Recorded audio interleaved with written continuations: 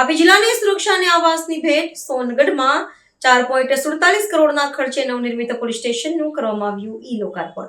રાજ્યના નાયબ મુખ્યમંત્રી હર્ષભાઈ સંઘવીએ સુરત જિલ્લાના માંડવી ખાતે ઉપસ્થિત રહી વર્ચ્યુઅલ માધ્યમ દ્વારા દક્ષિણ ગુજરાતના વિવિધ પોલીસ સ્ટેશનો અને વિકાસલક્ષી કાર્યોની ભેટ આપી હતી. આ કાર્યક્રમ અંતર્ગત તાપી જિલ્લાના સોનગઢ ખાતે ₹447.10 લાખના ખર્ચે નવનિર્મિત પોલીસ સ્ટેશનનું ઈ-લોકાર્પણ અને આ સાથે વ્યારા ખાતે નવી પોલીસ લાઇનના બાંધકામ માટે ₹29.90 કરોડના ખર્ચે ખાતમુહૂર્ત પણ કરવામાં આવ્યું છે. સોનગઢ ખાતે આયોજિત કાર્યક્રમમાં રમતગમત અને યુવા સાંસ્કૃતિક પ્રવૃત્તિ વિભાગના રાજ્ય કક્ષાના મંત્રી ડોક્ટર જયરામભાઈ ગામિત દ્વારા તકતીનું અનાવરણ કરવામાં આવ્યું હતું. આ તકે રાજ્યમંત્રી ડોક્ટર જયરામભાઈ ગામિતે જણાવ્યું હતું કે સોનગઢનું આ નવનિર્મિત પોલીસ સ્ટેશન પોલીસ કર્મચારીઓ અને સ્થાનિક નાગરિકો માટે અત્યંત ઉપયોગી સાબિત થશે. 24 કલાક ફરજ બજાવતા પોલીસ જવાનો માટે વ્યારામાં તૈયાર થનારા આવાસો પણ આશીર્વાદરૂપ બનશે. રાજ્ય સરકાર પોલીસ તંત્રને વધુ આધુનિક અને સશક્ત બનાવવા પ્રતિબદ્ધ છે.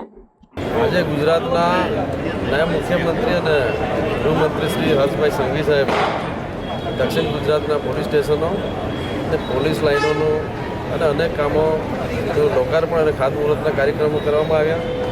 એ અંતર્ગત અમારા તાપી જિલ્લામાં સોનગઢ ખાતે નવા પોલીસ સ્ટેશનનું મકાનનું લોકાર્પણ એ 4.5 કરોડ જેટલી રકમનું મકાન બનાવવામાં આવ્યું છે. એ જ રીતે જિલ્લા પોલીસ આવાસ માટે પણ અંદાજિત 27 કરોડ જેટલા રૂપિયા ફાળવીને એનું પણ આજે ખાતમુહૂર્ત કરવામાં આવ્યું. એટલે આગામી દિવસોમાં સોનગઢ પોલીસ સ્ટેશન પોલીસ વિભાગના કર્મચારીઓ માટે અને અહીંયાના નાગરિકો માટે ખૂબ ઉપયોગી બનશે. એ જ રીતે પોલીસ જ્યારે 24 કલાક એમની ફરજ બજાવતા હોય ત્યારે એમના માટે આવાસનું જે ખાતમુહૂર્ત કરવામાં આવશે વ્યારા ખાતે, એ પણ આગામી દિવસોમાં પોલીસ વિભાગના કર્મચારીઓને ખૂબ ઉપયોગી બની રહેશે.